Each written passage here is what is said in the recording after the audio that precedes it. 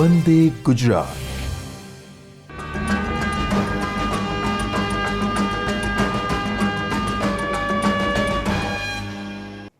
નમસ્કાર વિદ્યાર્થી મિત્રો, ધોરણ 12 રસાયણ વિજ્ઞાન પ્રકરણ 7 પી વિભાગના તત્વો તેના આજે ભાગ 10માં હું કિન્નરી દવે આપને બાયસેગના માધ્યમથી સમૂહ 17 તેમાં ફ્લોરિન જે પ્રથમ એલિમેન્ટ છે તેની અનિયમિત વર્તણૂક ઉપરાંત હેલોજન તત્વોની હાઇડ્રોજન, ઓક્સિજન અને ધાતુઓ સાથેની પ્રતિક્રિયાત્મકતા.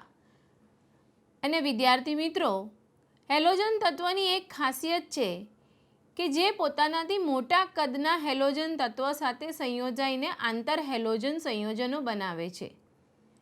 તેના વિશેનો આજે આપણે અભ્યાસ કરીશું. આમ જોઈએ તો વિદ્યાર્થીઓ, દરેક સમૂહનું પ્રથમ તત્વ એ અનિયમિત વર્તણૂક ધરાવે જ છે, એટલે કે એનામોલસ બિહેવિયર ધરાવે છે.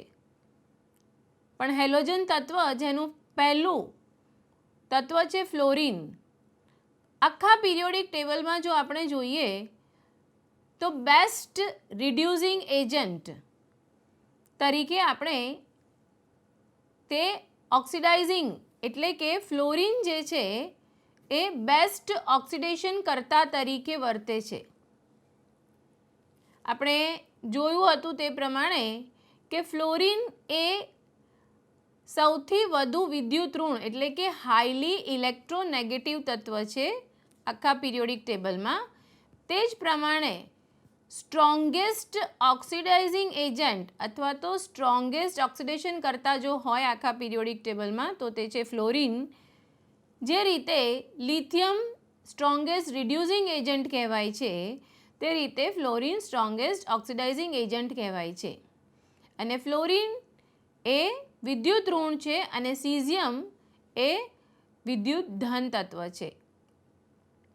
તો આપણે અભ્યાસ કરીશું ફ્લોરિનનું નાનું કદ, તેની વિદ્યુત ઋણતા, ઉપરાંત તેની બંધ વિયોજન એન્થાલ્પી, મેલ્ટિંગ પોઈન્ટ અને બોઇલિંગ પોઈન્ટ જેવી તેની ભૌતિક ગુણધર્મોની કારણે તે એનામોલસ બિહેવિયર એટલે કે અનિયમિત વર્તણૂક દર્શાવે છે.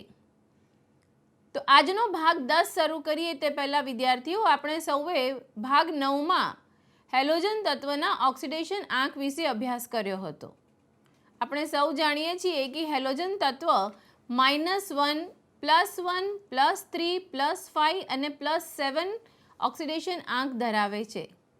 વિદ્યાર્થીઓ, દરેક હેલોજન તત્વ -1 ઓક્સિડેશન આંક ધરાવે છે, પરંતુ અહીં આપણે ટેબલટોપ ઉપર સમજવાનો પ્રયત્ન કરીશું કે -1 પછી +1, +3, +5 અને +7 ઓક્સિડેશન આંક તે કેવી રીતે ધરાવે છે અને તેમાં ફ્લોરિન માત્ર -1 ઓક્સિડેશન આંક જ ધરાવે છે. તો અહીં આપને હું ટેબલટોપ ઉપર તે સમજાવવાનો પ્રયત્ન કરીશ. વિદ્યાર્થીઓ, આપણે જાણીએ છીએ તે પ્રમાણે આ ગ્રુપના તત્વોની જનરલ કોન્ફિગરેશન જે છે તે છે NH2 NP5. Group 17ના general configuration છે NH2 NP5.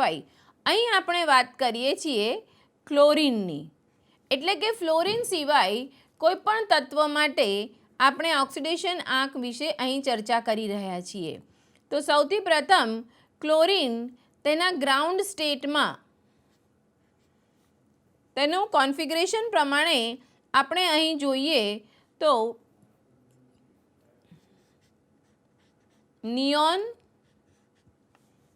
ત્યારબાદ 3s2 3p5, 10 + 2 12 + 5 17 જે ક્લોરિનનો પરમાણુ ક્રમાંક છે.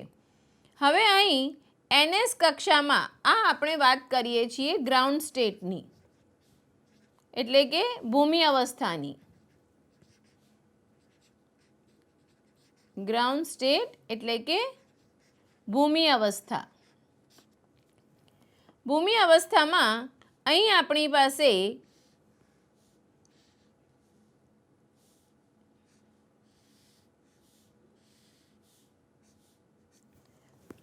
NS2 એટલે કે 3s ની અંદર આપણી પાસે અહીં 2 ઇલેક્ટ્રોન આવેલા છે જે આપણે અહીં દર્શાવીશું અને NP5 એટલે કે 3pમાં આપણી પાસે 5 ઇલેક્ટ્રોન આવેલ છે જેમાં પ્રથમ 2 સબઓર્બિટલ્સની અંદર આપણી પાસે યુગ્મ ઇલેક્ટ્રોન છે જ્યારે અહીં એક ઇલેક્ટ્રોન પેર વગરનો અનપેર્ડ ઇલેક્ટ્રોન છે. હવે આપણે સૌ જાણીએ છીએ તે પ્રમાણે વિદ્યાર્થીઓ 3 ઓર્બિટલમાં એટલે કે જ્યારે ક્વોન્ટમ નંબર 3 આવે છે ત્યારે આપણી પાસે 3d ઓર્બિટલ પણ હાજર છે, પરંતુ ક્લોરીન પાસે 3d ઓર્બિટલ એ વેકેન્ટ છે, તેની પાસે ખાલી આ 3d ઓર્બિટલ પડી છે. હવે અહીં જ્યારે આપણે ફર્સ્ટ એક્સાઇટેડ સ્ટેટની વાત કરીએ વિદ્યાર્થીઓ, હવે પછીનું કોન્ફિગરેશન આપણે જોઈશું.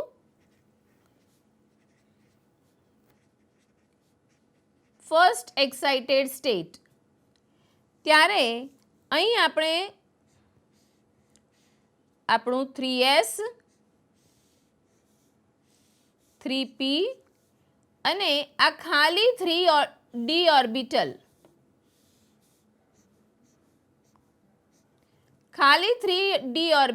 કે જે અહીં વપરાયા વગરની પડી છે.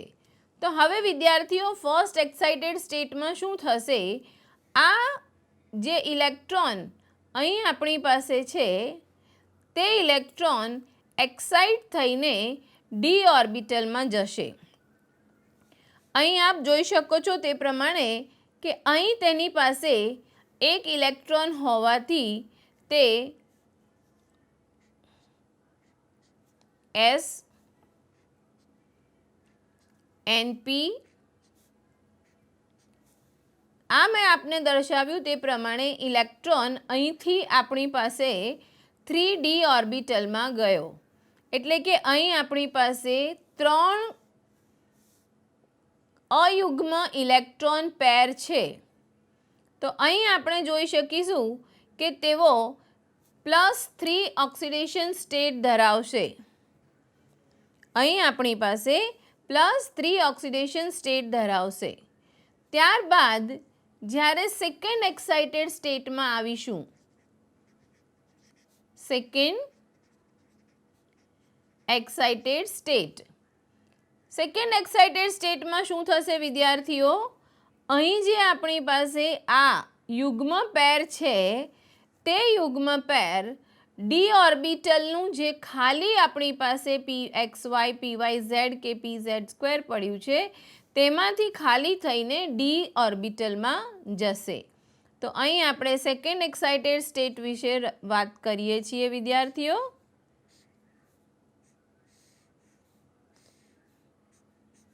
આપણું આ NS, આ NP અને આ આપણું ND.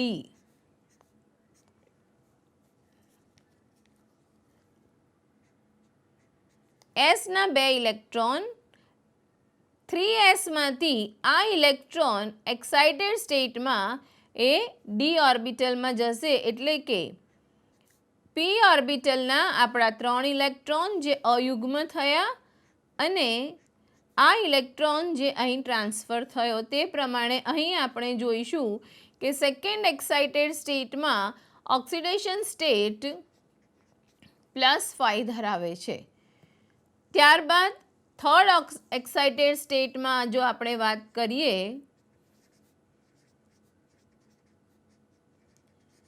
થર્ડ એક્સાઇટેડ સ્ટેટમાં હવે આપણી પાસે અહીં NS2માં ઇલેક્ટ્રોન પેર પડી છે.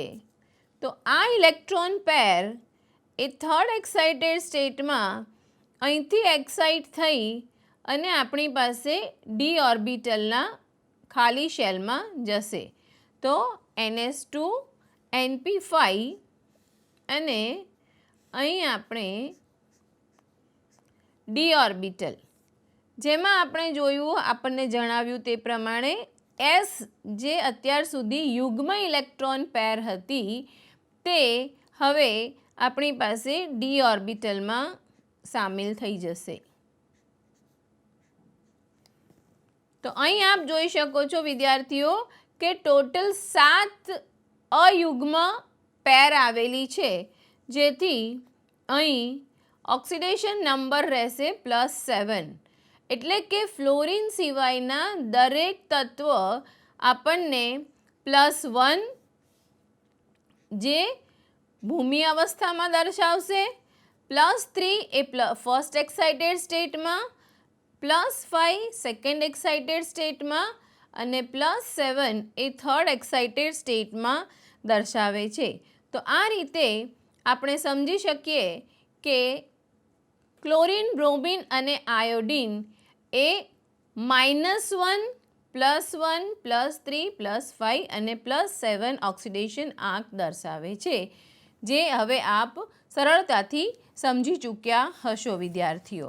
હવે આપણે આગળ ઉપર અભ્યાસ કરીશું આજે ફ્લોરિનની અનિયમિત વર્તણૂક વિશે. વિદ્યાર્થીઓ, ફ્લોરિનની અનિયમિત વર્તણૂક સમજવા માટે થઈને સૌથી પહેલાં આપણે જોઈશું જે આપને ટીવીની સ્ક્રીન ઉપર દેખાય છે તે પ્રમાણે કે ફ્લોરિનનું નાનું કદ અને તેની આયનીકરણ એન્થાલ્પી અને સૌથી વધુ વિદ્યુત ઋણ. મેં તમને આ વાત સૌથી પહેલાં જણાવી હતી કે ફ્લોરિન એ પિરિયોડિક ટેબલનું સૌથી વધારે વિદ્યુત ઋણ તત્વ છે.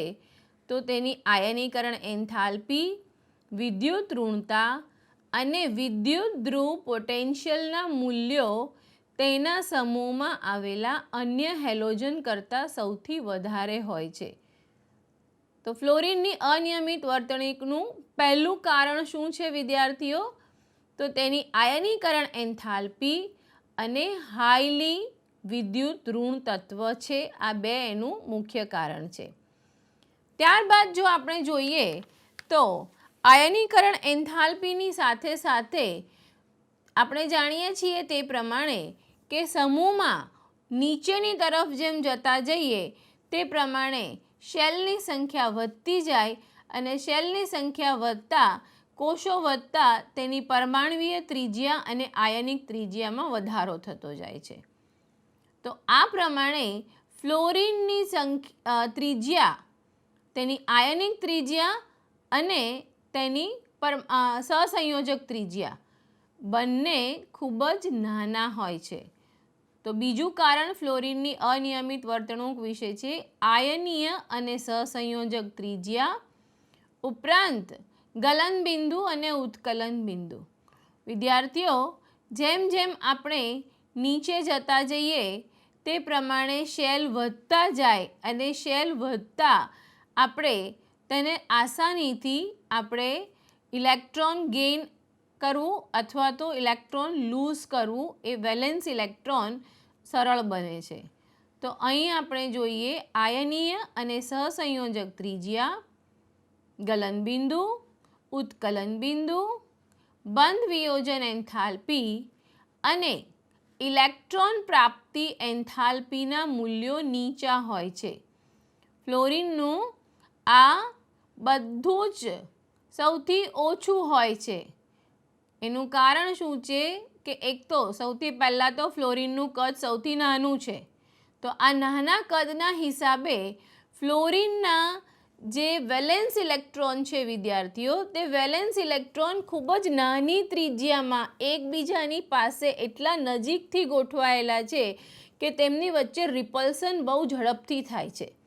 એટલે કે બહુ ઝડપથી રિપલ્સન થવાથી અથવા તેમની વચ્ચે જગ્યા જ નથી હોતી. 5 વેલેન્સ ઇલેક્ટ્રોન જે NP5 છે તે 5 વેલેન્સ ઇલેક્ટ્રોન એકબીજાની ખૂબ જ નજીકથી જોડાયેલા હોવાથી તેઓ ખૂબ ઝડપથી તૂટી જઈ શકે છે. એટલે કે ફ્લોરિનની બંધ વિયોજન એન્થાલ્પી ક્લોરિનની બંધ વિયોજન એન્થાલ્પીના પ્રમાણમાં તેની કમ્પેરિઝનમાં તે ઓછી હોય છે.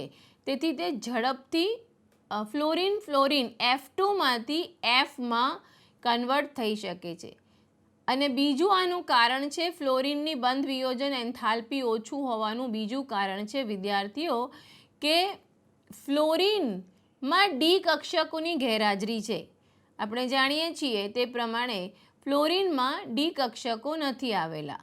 તો આ બે કારણોસર સૌથી પહેલાં તો ફ્લોરિનનું નાનું કદ, હાઈલી ઇલેક્ટ્રોનેગેટિવ તત્વ, ઉપરાંત ફ્લોરિનના વેલેન્સ ઇલેક્ટ્રોન એકબીજાથી એટલા બધા નજીક છે કે તેઓની વચ્ચે રિપલ્સન થતું રહે છે અને એ રિપલ્સન થતું રહે તેના કારણે તેમને બંધને તોડવા માટે, બંધને વિયોજન કરવા માટે આપણે ક્લોરિન કરતાં આપણે ઓછી અહીં એની એનર્જીની જરૂર પડે છે, જેથી નીચી બંધ વિયોજન એન્થાલ્પી છે. તો આ વાત અહીં આપને હું ટેબલ ટોપ ઉપર સમજાવવાનો પ્રયત્ન કરીશ વિદ્યાર્થીઓ કે કેવી રીતે આપણે તેની બંધ વિયોજન એન્થાલ્પી એટલે કે બંધ વિયોજન એન્થાલ્પીમાં સૌથી પહેલાં આપણી પાસે છે Cl2ની, ત્યારબાદ Br2ની અને ત્યારબાદ ફ્લોરિનની. તો બંધ વિયોજન એન્થાલ્પી ક્લોરિનની સૌથી વધારે હોય છે, ત્યારબાદ બ્રોમિનની અને ત્યારબાદ ફ્લોરિનની. એટલે આ રીતે આ આપણું વેલેન્સ ઇલેક્ટ્રોન છે. તો ફ્લોરિનનું નાનું પરમાણુ કદ હોવાથી અહીં ફરતા 5 ઇલેક્ટ્રોન જે આવેલા છે તે 5 ઇલેક્ટ્રોનની વચ્ચે જગ્યા ખૂબ જ ઓછી હોવાથી તેઓની એકબીજાની સાથે ટકરાયા કરે છે, અથડાયા કરે છે અને રિપલ્સન વધતું જાય છે. આ કારણસર આ આપણો બંધ વિયોજન એન્થાલ્પીનો ક્રમ રહેશે. ત્યારબાદ આપણે જો બીજું જોવાનો પ્રયત્ન કરીએ વિદ્યાર્થીઓ કે જ્યારે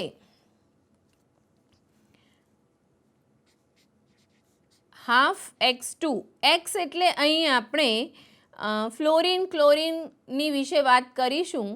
તો x એ ગેસિયસ સ્વરૂપમાં છે. જ્યારે આ ગેસિયસ સ્વરૂપમાંથી તે વિયોજન પામશે એટલે કે અહીં આપણે વાત કરીએ વિયોજન એન્થાલ્પીની. x2 જેને આપણે અગર જો વિચારીએ કે આ F2 છે તો F2માંથી આપણને FF મળશે. તો આને કહીશું આપણે વિયોજન. તો અહીં x2 ગેસિયસમાંથી વિયોજન એન્થાલ્પીથી આપણને મળે છે અહીં x ગેસિયસ. તો આ x2માંથી x, F2માંથી F એટલે કે બંધ વિયોજન થયો. ત્યારબાદ ઇલેક્ટ્રોન પ્રાપ્તિ એન્થાલ્પી. ઇલેક્ટ્રોન પ્રાપ્ત એન્થાલ્પી કરીને આ જે x ગેસિયસ એટમ છે તે આયનમાં કન્વર્ટ થશે. x એટલે કે આપણો ફ્લોરિન ગેસિયસ એટમ એ ઇલેક્ટ્રોન પ્રાપ્ત કરીને x માઇનસ આયનમાં પરિવર્તન પામ્યો.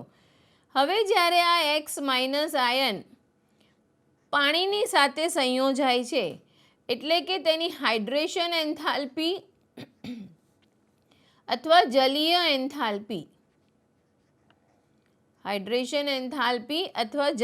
એન્થાલ્પી x માઇનસ અક્વાયસ ફોર્મ જેને આપણે જલીય એન્થાલ્પી કહી શકીએ છીએ અથવા હાઇડ્રેશન એન્થાલ્પી કહી શકીએ છીએ.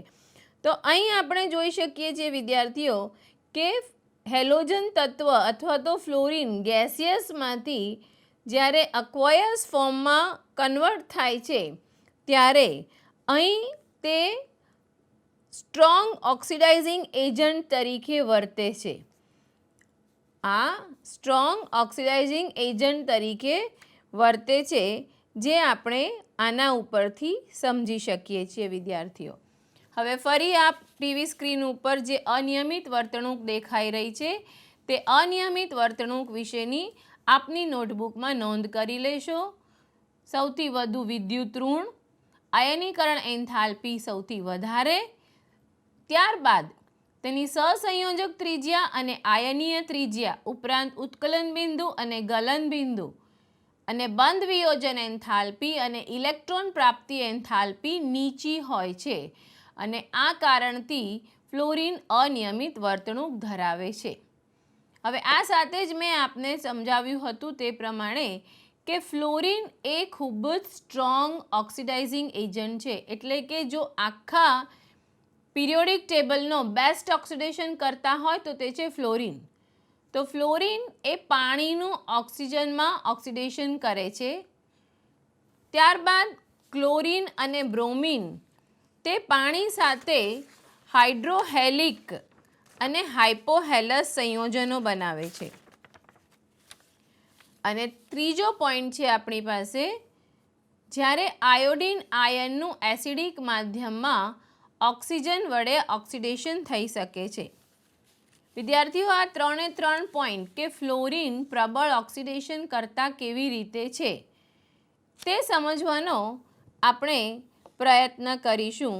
એક તો મેં આપને અહીં રીઝન બતાવી દીધું કે X2 જે ગેસિયસ છે તે ગેસિયસને આપણે પાણીમાં એટલે કે જલીયકરણ એન્થાલ્પી સાથે જ્યારે આપણે ઉપયોગ કરીએ છીએ ત્યારે તે પાણીનું ઓક્સિજનમાં ઓક્સિડેશન કરીને સ્ટ્રોંગેસ્ટ ઓક્સિડાઇઝિંગ એજન્ટ છે, કારણ કે તેની જલીય એન્થાલ્પી વધારે છે.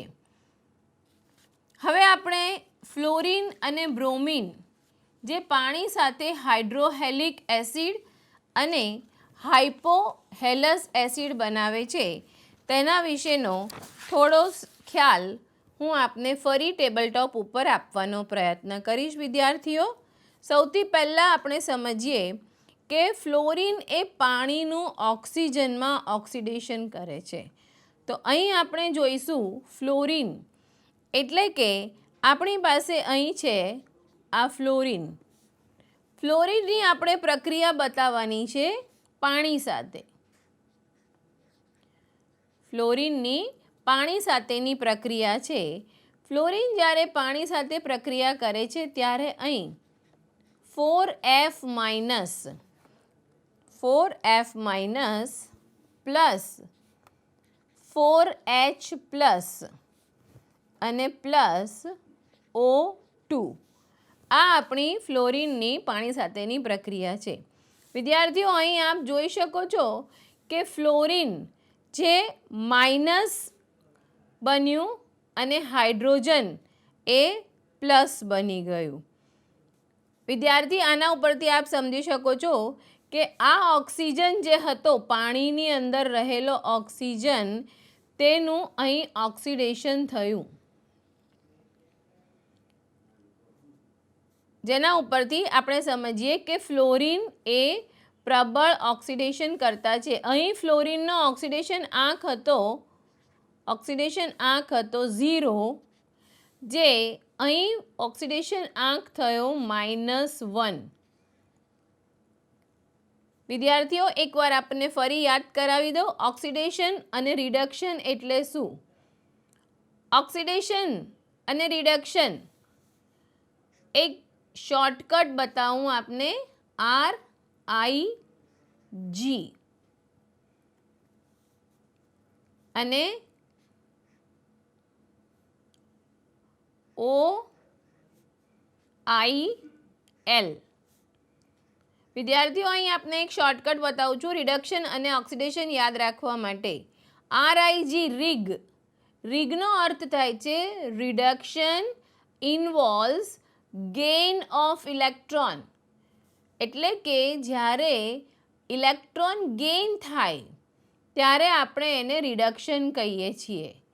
અને oxidation involve loss of electron, OIL.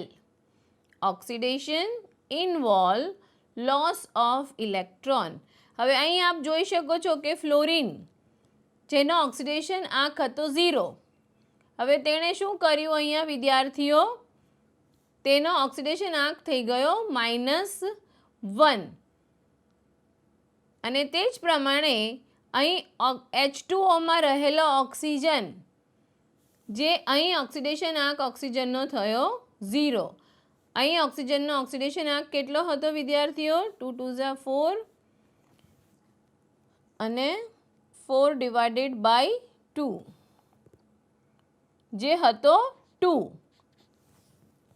H2Oમાં ઓક્સિજનનો ઓક્સિડેશન આંક હતો 2 જે પ્રક્રિયા પછી થયો 0. એટલે કે અહીં આપણે દર્શાવી શકીએ છીએ કે ફ્લોરિન એ પાણીનું ઓક્સિજનમાં ઓક્સિડેશન કરે છે. આ વાત ક્લિયર થઈ ગઈ હશે તમને. ત્યારબાદ આપણો બીજો મુદ્દો છે વિદ્યાર્થીઓ કે ફ્લોરિન અને બ્રોમિન એ પાણી સાથે એક હાઇડ્રોહેલિક અને એક હાઇપોહેલસ એસિડ બનાવે છે. તો હવે અહીં આપણે લઈએ X એટલે આપણી પાસે છે X = ક્લોરિન અથવા તો બ્રોમિન. બેમાંથી કોઈ પણ એક વિશે આપણે વાત કરીએ છીએ. તો આ X જ્યારે પાણી સાથે પ્રક્રિયા કરે ત્યારે અહીં આપણને બને છે HOX અને ત્યારબાદ બીજું સંયોજનમાં આપણને મળશે HX એટલે કે હાઇડ્રોહેલિક અને હાઇપોહેલસ. આ થયું આપણું હાઇપોહેલસ એસિડ અને આને આપણે કહીશું હાઇડ્રોહેલિક એસિડ. હવે અહીં વિદ્યાર્થીઓ તમે જુઓ, ઓક્સિડેશન આંક સમજવાનો પ્રયત્ન કરીએ આપણે. અહીં હેલોજનનો એટલે કે એક્સનો ઓક્સિડેશન આંક હતો 0 જે આપણે અહીં જોઈ શકીએ છીએ કે એક્સનો ઓક્સિડેશન આંક થયો +1. તે જ પ્રમાણે હાઇડ્રોહેલિસમાં ઓક્સિડેશન આંક થયો -1. X2 ઓક્સિડેશન આંક = 0. જ્યારે હાઇપોહેલસ થયું તો અહીં ઓક્સિડેશન આંક થયો +1 અને HX બન્યું તેમાં ઓક્સિડેશન આંક થયો -1. એટલે કે અહીં આપણે જોઈ શકીએ છીએ કે એક સાથે બે પ્રક્રિયા થઈ રહી છે વિદ્યાર્થીઓ. હેલોજન એક વખત ઓક્સિડાઇઝ થયું અને ફરી વખત એ રિડ્યુસ થયું. મેં આપને અહીં જણાવ્યું તે પ્રમાણે રિડક્શન ઇન્વોલ્વ્સ ગેઇનિંગ ઓફ ઇલેક્ટ્રોન. તો 0માંથી +1 ઇલેક્ટ્રોન થયું એટલે કે એણે ઇલેક્ટ્રોન જે છે અહીં એણે લૂઝ કર્યું. એટલે આ થયું તમારું ઓક્સિડેશન. અને 0માંથી -1 થયું એટલે અહીં એણે એક ઇલેક્ટ્રોન ગેઇન કર્યું. એટલે આ થયું રિડક્શન. તો એક સાથે બે પ્રક્રિયા જ્યારે થાય વિદ્યાર્થીઓ તેને આપણે ડિસપ્રપોર્શનેટ રિએક્શન કહીએ છીએ. જે અહીં બંને રિએક્શન એક જ માં ઇન્વોલ્વ છે, ઓક્સિડેશન અને રિડક્શન બંને. તો આ વાત ધ્યાનમાં રાખશો વિદ્યાર્થીઓ કે ફ્લોરિન અને બ્રોમિન પાણી સાથે પ્રક્રિયા કરી હાઇપોહેલસ અને હાઇડ્રોહેલિક એસિડ બનાવે છે. તે તેની ડિસપ્રપોર્શનેટ રિએક્શન છે. હવે ત્યારબાદ આપણે ત્રીજી પ્રક્રિયા વિશે અભ્યાસ કરીશું કે આયોડિનનું એસિડિક માધ્યમમાં ઓક્સિજન વડે ઓક્સિડેશન થઈ શકે છે. અહીં આપણે વાત કરીએ આયોડિનની. અને આપણી પાસે માધ્યમ છે એસિડિક એટલે કે H+ હાજરીમાં આપણે આ પ્રક્રિયા કરી રહ્યા છીએ. આયોડિન આયન છે આપણી પાસે, તેનું ઓક્સિજનનું એસિડિક માધ્યમમાં H+ એસિડિક માધ્યમ એટલે આપણે કહીએ H+. તો આયોડિન આયનની ઓક્સિજન વડે એસિડિક માધ્યમમાં ઓક્સિડેશન થાય છે. તો I- માંથી ઓક્સિડેશન થયું એટલે I2 બન્યું. અહીં આપણી પાસે -1 ઓક્સિડેશન સ્ટેટ શું હતું અહીં વિદ્યાર્થીઓ? -1. શેમાં ફેરવાયું? 0. -1માંથી 0 એટલે કે આયોડાઇડ આયન આયોડિન આયન I2માં કન્વર્ટ થયું અને અહીં આપણે +2H2O જે આપણે કહી શકીએ કે ઇલેક્ટ્રોન તેની પાસેથી જતા રહ્યા, તેથી આ આયોડિન જે છે એ ઓક્સિડાઇઝ થયું એમ કહેવાય. આપને આગળ સમજાવ્યું તે પ્રમાણે રિડક્શન એટલે કે ગેઇનિંગ ઓફ ઇલેક્ટ્રોન અને ઓક્સિડેશન એટલે કે લૂઝિંગ ઓફ ઇલેક્ટ્રોન. તો અહીં -1 એક ઇલેક્ટ્રોન વધારે હતો, જે ઇલેક્ટ્રોન તેણે લૂઝ કરી દીધો, એટલે કે આયોડિન આયનનું આયોડિનમાં ઓક્સિડેશન થયું. પણ વિદ્યાર્થીઓ, અગર આપણે જો થર્મોડાયનેમિકલી જોવાનો પ્રયત્ન કરીએ તો આ રિએક્શન નોન સ્પોન્ટેનિયસ રિએક્શન છે. નોન સ્પોન્ટેનિયસ રિએક્શન છે. આ રિએક્શનને આપણે નોન સ્પોન્ટેનિયસ રિએક્શન કહીએ છીએ. તેનું કારણ છે કે આ ખૂબ જ ઝડપથી થતી પ્રક્રિયા છે, જેના કારણે તેને આપણે થર્મોડાયનેમિકલી નોન સ્પોન્ટેનિયસ રિએક્શન તરીકે ઓળખીએ છીએ. તો આ હતી અનિયમિત વર્તણૂક વિદ્યાર્થીઓ. ત્યારબાદ ફરી આપ ટીવીની સ્ક્રીન ઉપર જોવાનો પ્રયત્ન કરશો કે કઈ રીતે આ ફ્લોરિન તેની અનિયમિત વર્તણૂકના કારણે ધાતુ સાથે, હાઇડ્રોજન સાથે, ઓક્સિજન સાથે અને આંતર હેલોજન સંયોજન સાથે પ્રતિક્રિયા દર્શાવે છે. ફ્લોરિનની મોટાભાગની પ્રક્રિયાઓ ઉષ્માક્ષેપક હોય છે, કારણ કે અન્ય તત્વો સાથે નાના અને પ્રબળ બંધ બનાવે છે. અહીં આપણે જોઈએ તે પ્રમાણે કે ફ્લોરિન મોટાભાગે ઉષ્માક્ષેપક પ્રક્રિયાઓ છે. એનું કદ નાનું અને ઊંચી વિદ્યુત ઋણતાના કારણે તેમાં H બંધ આવેલો છે, જેથી હાઇડ્રોજન ફ્લોરાઇડ પ્રવાહી સ્વરૂપમાં જોવા મળે છે. વિદ્યાર્થીઓ, અહીં પ્રશ્ન લખી રાખશો. H બંધ, મોટે ભાગે H બંધ ઓક્સિજન, નાઇટ્રોજન અને ફ્લોરિનની સાથે જોવા મળે છે. તેમાં હાઇડ્રોજન ફ્લોરાઇડ પ્રવાહી સ્વરૂપમાં હોય છે. તો અહીં તેનો જવાબ આપ લખશો કે ફ્લોરિનની મોટાભાગની ઉષ્માક્ષેપક પ્રક્રિયા તેના અન્ય તત્વો સાથેના નાના અને પ્રબળ બંધ ઉપરાંત તેની ઊંચી વિદ્યુત ઋણતાના કારણે છે. ફ્લોરિનનો માત્ર એક જ ઓક્સો એસિડ છે. વિદ્યાર્થીઓ, ઓક્સો એસિડ એટલે આપ જાણો જ છો કે જે એસિડમાં ઓક્સિજન હાજર હોય તેને આપણે ઓક્સો એસિડ કહીએ છીએ. હવે આપણે જોઈશું હાઇડ્રોજન સાથેની પ્રતિક્રિયાત્મકતા, હેલોજન તત્વોની હાઇડ્રોજન સાથેની પ્રતિક્રિયાત્મકતા. મોટાભાગે આ તત્વો હાઇડ્રોજન સાથે પ્રક્રિયા કરીને હેલાઇડ બનાવે છે, હાઇડ્રોજન હેલાઇડ સંયોજનો બનાવે છે. એટલે કે HF, HCl, HBr જેવા સંયોજનો તે હાઇડ્રોજનો, ક્લોરિન જે છે એ હાઇડ્રોજન સાથે HCl આપણે જાણીએ છીએ હાઇડ્રોક્લોરિક એસિડ.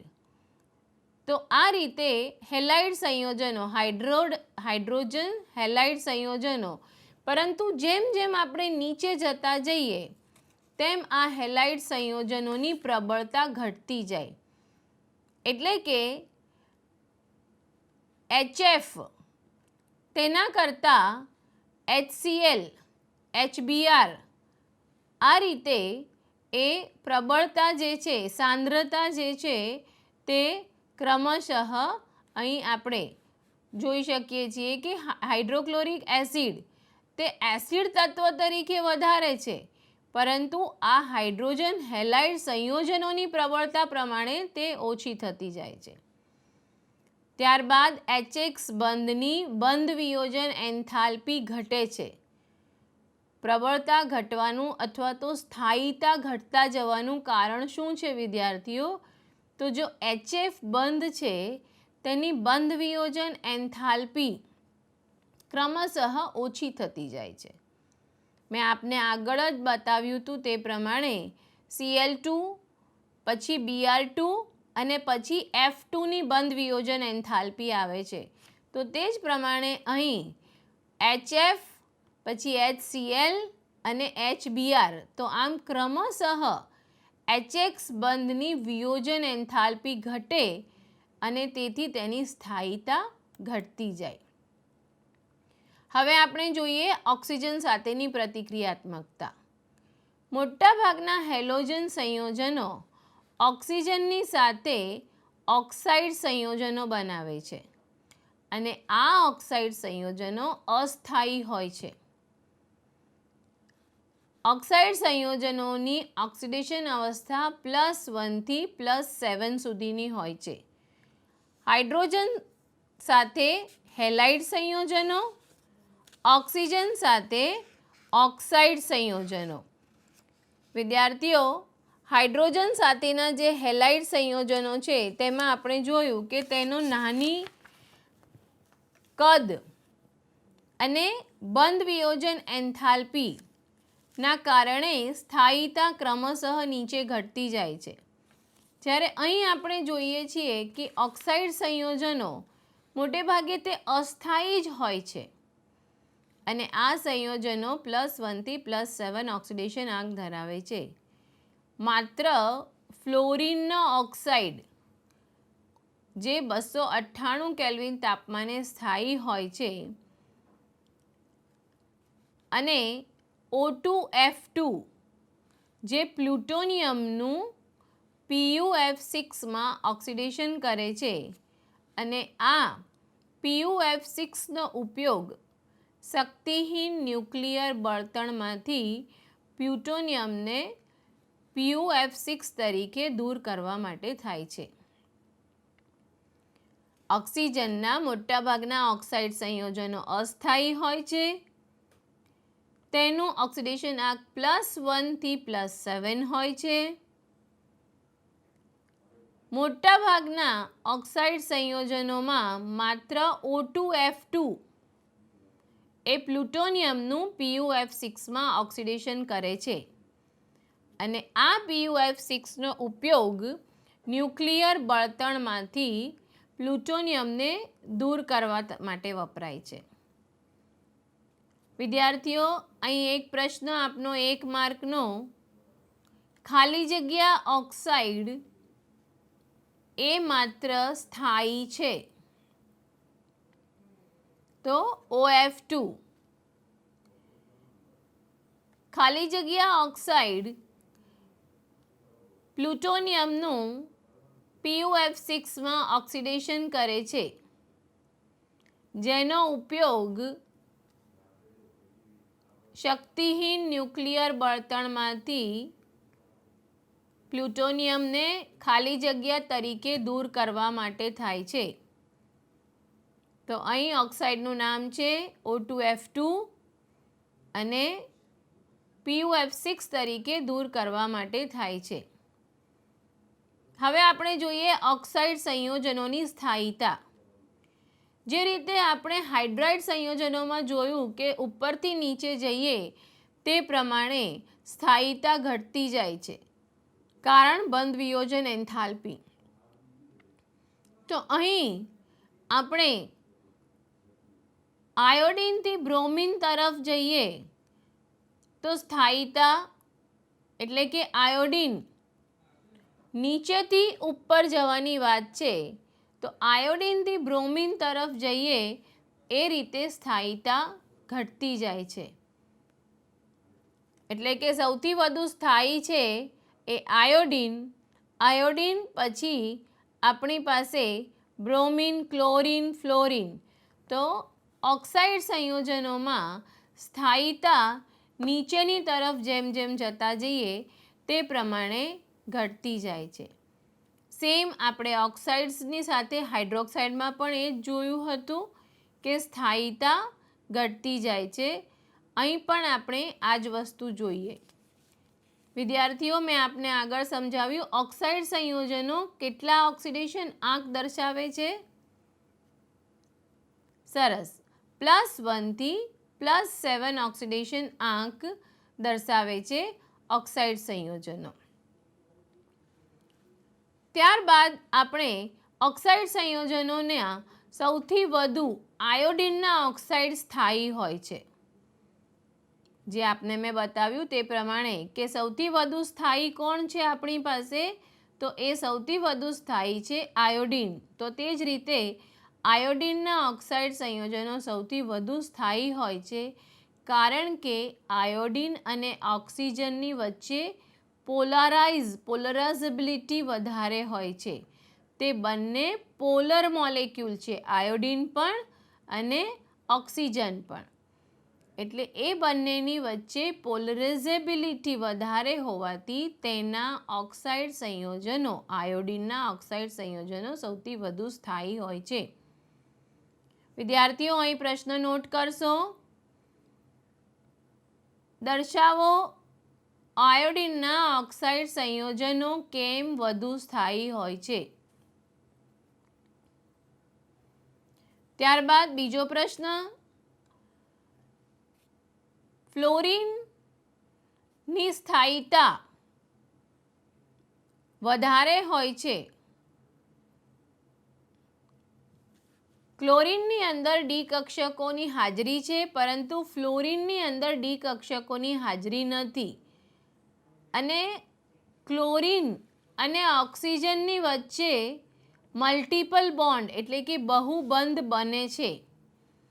તેથી ક્લોરિનની પણ સ્થાયીતા વધારે હોય છે. એટલે કે આપણે અહીં જોઈએ તે પ્રમાણે સૌથી વધુ સ્થાયી આયોડિન, ત્યારબાદ બ્રોમિન, અને એ બંનેની વચ્ચે સ્થાયી આવશે ક્લોરિન. એનું કારણ છે ક્લોરિનમાં ડી કક્ષકો છે, ઉપરાંત ક્લોરિન અને ઓક્સિજનની વચ્ચે મલ્ટિપલ બોન્ડ બને છે, બહુબંધ બને છે. તેથી ક્લોરિનની પણ સ્થાયીતા વધારે હોય છે. ક્લોરિનના ઓક્સાઇડ સંયોજનો વિદ્યાર્થીઓ કયા કયા છે? એક તો Cl2O,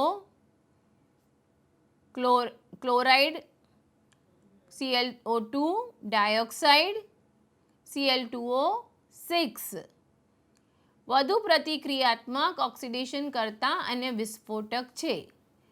ક્લોરિનના આ બધા ઓક્સાઇડ્સ એ ખૂબ જ હાઈલી ઓક્સિડાઇઝિંગ એજન્ટ છે અને વિસ્ફોટક છે.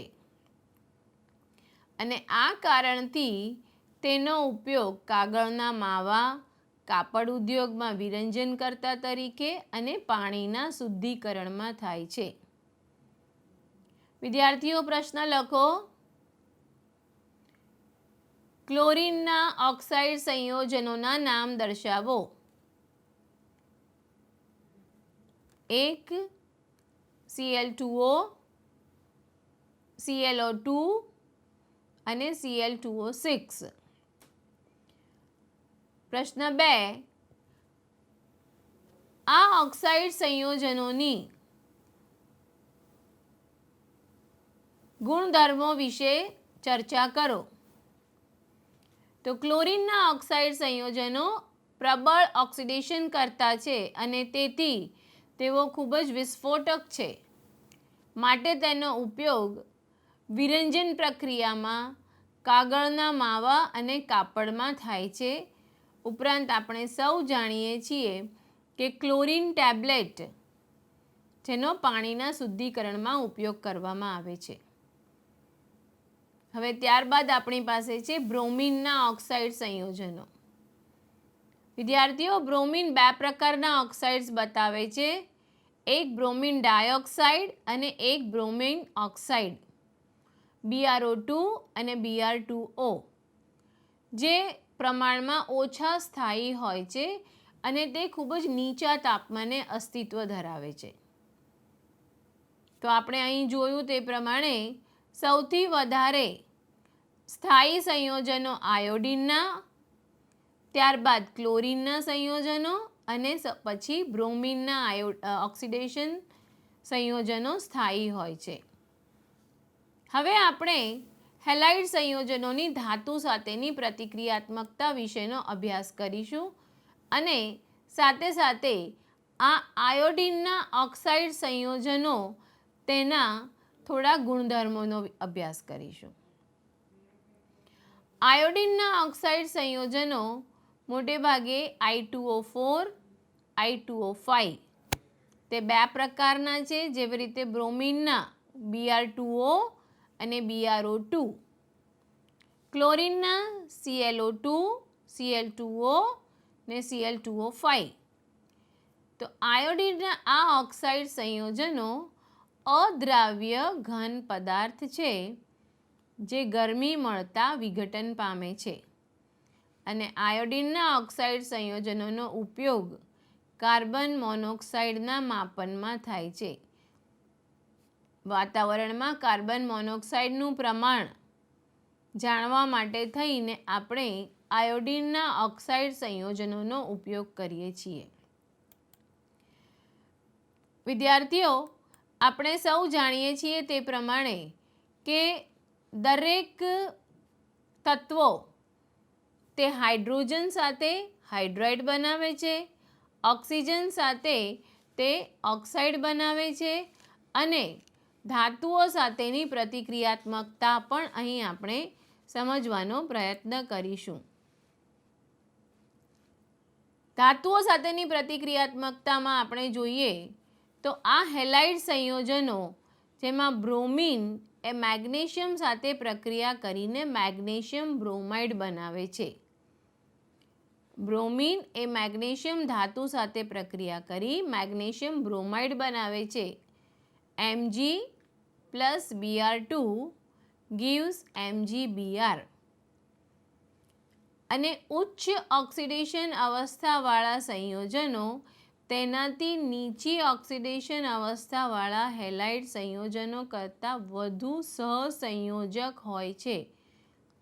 એટલે કે હાયર ઓક્સિડેશન સ્ટેટવાળા જે સંયોજન છે તે સંયોજનો તેનાથી નીચી ઓક્સિડેશન અવસ્થાવાળા હેલાઇડ સંયોજન કરતાં વધુ સહસંયોજક છે.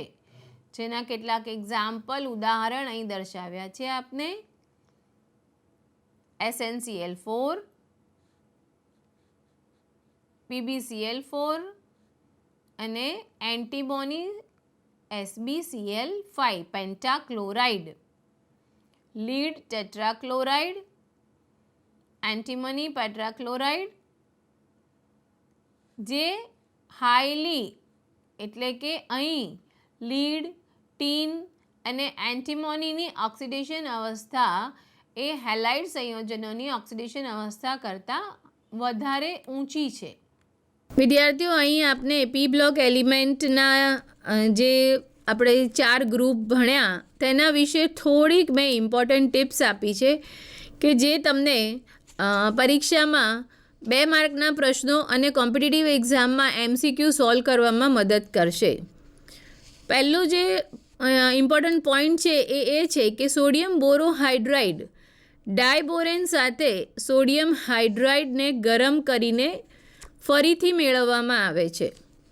એટલે કે સોડિયમ બોરોહાઇડ્રાઇડ પ્લસ ડાયબોરેન એની સોડિયમ હાઇડ્રાઇડની સાથે પ્રક્રિયા કરતાં આપણને મળે છે. તે માઇલ્ડ રિડ્યુસિંગ એજન્ટ છે. ઉપરાંત આલ્ડીહાઇડ અને કીટોનની સાથે તે આલ્કોહોલના રિડક્શનમાં પણ વપરાય છે અને સાયનાઇડને પ્રાથમિક અમાઇનમાં રિડ્યુસ કરવા માટે પણ આપણે સોડિયમ બોરોહાઇડ્રાઇડનો ઉપયોગ કરીએ છીએ. એનો મતલબ એમ થયો કે NaBH4 સોડિયમ બોરોહાઇડ્રાઇડ એ ખૂબ જ સારું રિડ્યુસિંગ એજન્ટ છે. અને આપણે જે ઓર્ગેનિકના ચેપ્ટર 10થી લઈને ચેપ્ટર 13 ભણીએ છીએ એની અંદર જ્યાં પણ ગુડ રિડ્યુસિંગ એજન્ટનો ઉપયોગ કરવાનો આવે ત્યાં આપણે આનો ઉપયોગ કરી શકીએ છીએ. તો એક આ યાદ રાખશો. બીજું ટિપ્સ જે છે એમાં છે નાઇટ્રસ એસિડ એ સ્ટ્રોંગ ઓક્સિડાઇઝિંગ એજન્ટ તરીકે કામ કરે છે અને તેને સરળતાથી નાઇટ્રોજનના ઓક્સાઇડમાં રિડ્યુસ કરી શકાય છે અથવા તો નાઇટ્રિક ઓક્સાઇડમાં પણ રિડ્યુસ કરી શકાય છે. એટલે કે નાઇટ્રસ એસિડ નાઇટ્રોજનના કોઈ પણ ઓક્સાઇડ, પછી NO2 લઈએ, N2O5 લઈએ કે NO લઈએ, કોઈપણ ઓક્સાઇડમાં તેને આપણે સરળતાથી રિડ્યુસ કરી શકીએ છીએ. તેથી નાઇટ્રિક એસિડમાં ઓક્સિડાઇઝિંગ એજન્ટ અને રિડ્યુસિંગ એજન્ટ એ બંને તરીકે વર્તે છે. બીજી જો 15મા ગ્રુપ વિશેની ટિપ્સ જોઈએ તો 15 ગ્રુપના જે તત્વો છે એ કેટેનેશન પ્રોપર્ટી દર્શાવે છે, પરંતુ કાર્બનના કરતાં તેની કેટેનેશન પ્રોપર્ટી કમ્પેરિઝનમાં ઓછી હોય છે. જેમ કે અહીં મેં એક્ઝામ્પલ આપ્યું છે હાઇડ્રેઝિન. જે પણ આપણે ઓર્ગેનિક કેમિસ્ટ્રીની અંદર હાઇડ્રેઝિન નો ઉપયોગ આપણે ઘણા બધા રાસાયણિક સમીકરણની અંદર કન્વર્ઝનમાં લઈએ છીએ. તો NH2 ફોર્મ્યુલા યાદ રાખવાની જરૂર છે વિદ્યાર્થીઓ. બીજું કેટેનેશન પ્રોપર્ટી ગ્રુપ 15ના એલિમેન્ટની છે ડાયફોસ્ફાઇન P2H4. અને ગ્રુપ 15ના જે તત્વો છે તેની bond enthalpy bond dissociation enthalpy જે છે એ ખૂબ જ ઓછી હોય છે. પેન્ટાહેલાઇડ એ ટ્રાયહેલાઇડ કરતાં થર્મલી ઓછો સ્થિર છે. આ પ્રશ્ન મોટે ભાગે પૂછાય છે PCl5 અને PCl3. તો પેન્ટાહેલાઇડ એ ઓછો સ્થિર છે, જ્યારે ટ્રાયહેલાઇડ જે છે એ પાણી સાથે સરળતાથી હાઇડ્રોલિઝ થઈ જાય છે અને તેના ઉત્પાદનો ટ્રાયહેલાઇડથી જુદા હોય છે. જેમ કે PCl5 અને PCl3નું આપણે રિએક્શન બતાવીશું તો આપણને એકમાં H3PO3 મળશે અને PCl5 સાથે POCl3 મળે છે. PCl5માંથી આપણે PCl3 સરળતાથી મેળવી શકીએ છીએ. નાઇટ્રોજનનું હાઇડ્રાઇડ એ ગ્રુપ 15ના બાકીના બધા હાઇડ્રાઇડ કરતાં વધુ બેઝિક છે. સો નાઇટ્રોજનના હાઇડ્રાઇડ જે છે એ ગ્રુપ 15ના બીજા હાઇડ્રાઇડના કમ્પેરિઝનમાં બેઝિક હોવાથી તેને આપણે ઓક્સિડેશન અને રિડક્શન કરતા તરીકે વાપરીએ છીએ.